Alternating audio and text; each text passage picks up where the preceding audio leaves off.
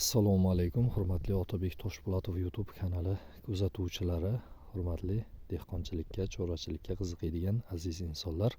Bugun 2026-yilning 26-fevral sanasi, ya'ni Mohi Ramazon oyining muqaddas va muborak kunlari. Barchalaringizga xo'sh, ulug' oyning fazilatli, barokatli kunlari muborak bo'lsin deb azizlar, bugun navbatdagi videomizni biyda ekish demak sirlari deb nomlangan videomizni bevosita 3-qismi deb qabul qilsak ham bo'ladi. Ushbu biydamiz 2025-yilning 19-sentyabr sanasida sochma usulda ekilgan. Ya'ni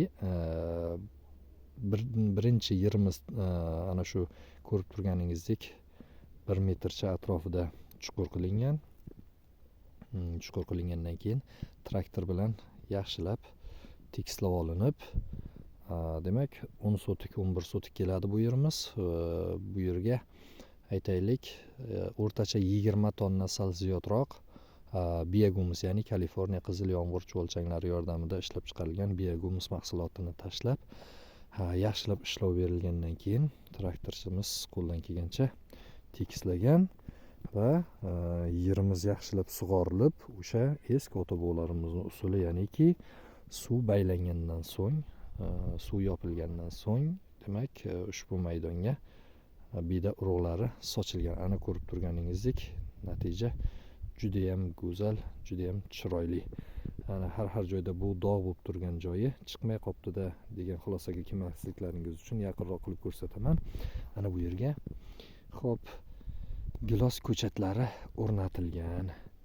Xudo xohlasa birinchi chiqishida bu juda ham zo'r natija. O'tni qalinligini qarang. Demak 11 sotik joyga aytaylik biz 4 kilogramm miqdorida biyda urug'lari sochganmiz. Ana endi bugun 5,5 oylik bo'lgan ushbu biydamizni chiqish holatini ko'rdingiz. Men bitta narsaga e'tiboringlarni qaratishni xohlardim. Ayrim joylarda emas, 80-90% joylarda biydani birinchi o'rog'ini, ya'ni birinchi o'rishimiz kerak bo'lgan o'tni, bahorgi biydani nima bo'ladi? Pashshalar hujum qiladi. Bizga faqat cho'pi qoladi. Mana bizda ham ushbu holat kuzatilishni boshladi azizlar. Mana. Ko'rib turganingizdek, ana o'sha pashshalar teshishni boshlabdi. Bu mana. Bu albatta juda ham bir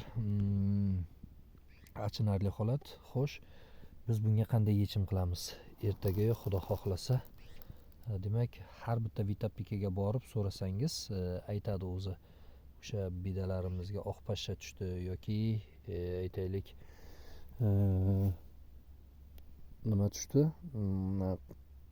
Hasharot tushdi desangiz, o'sha hasharotlarga qarshi dori vositasini beradi. U juda ham arzimas pul turadi. 25-30 ming so'm atrofida turadi. O'shani olib, demak taxlab sepsangiz, nasib bo'lsa, o'sha 25 ming so'mga olganingiz sizga aytaylik 4-5 marta sepishga yetadi. Endi har hafta 10 kunda o'shani sepib tursak, Xudo xohlasa, men o'ylaymanki, juda ham bir maqsadga muvofiq ish bo'ladi.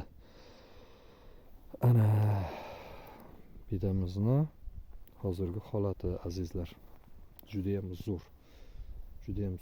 O'z vaqtida ekilgan biyda albatta o'zini natijasini bermay qo'ymas ekanda. Qarang. Biz o'sha bu videoni ekish jarayonini joylaganimizda 10 mingdan ziyod demak insonlar ko'rgan hamda kommentariyada shunday savollar kelyaptiki, hali bor, hali ham keladi. Hozir ham eksak bo'ladimi? Ya'ni bahor mavsumida, hozir fevral oyida eksak ham bo'ladimi? Eksa bo'ladi, lekin kuzda ekilganday zo'r bo'lmaydi. Sababi nima? Sababi xohlaymizmi yo'qmi? O't bosadi hozir. Begona o'tlarning ayni ko'payish jarayoni mana. Kuzda ekilgan biydamizda ham hattoki bor. Xo'p, mana bu yerda ozgina chiqmay qolgan joylari bor. Bu nimani evaziga deydigan bo'lsak, bu o'sha traktor tekislashi mobaynida yerimizda ana shu yerlari baland bo'lib qolgan. Ya'ni bir tekisda tekislanmaganligi uchun ana shu yerlarga suv yaxshi yetmay qolgan va natijada nima bo'lgan? Demak, beda urug'larimiz aytaylik quyoshni ta'siridadir, boshqadadir kuygan va bir xilda chiqmagan. Ana bu yerlarni qalinligini qarang. Bu juda ham zo'r natija. Xudo xohlasa buni hozir fevral oyi bo'ladigan bo'lsa, martning oxiri, aprelning boshlanishi bilan birinchi o'roqni o'raydigan bo'lsak, bu o'rgandan keyin yanada panjalaydi va yanada demak ko'payadi bu beda panjalagandan keyin. Xo'p, videomizdan xulosa nima deydigan bo'lsak, videodan xulosa beda ekmoqchi bo'lgan kishilar agar sizga zarurati juda ham zarur bo'lmasa, bedani kuzda ekkan ma'qul degan xulosaga kelyapmiz va albatta yerimizga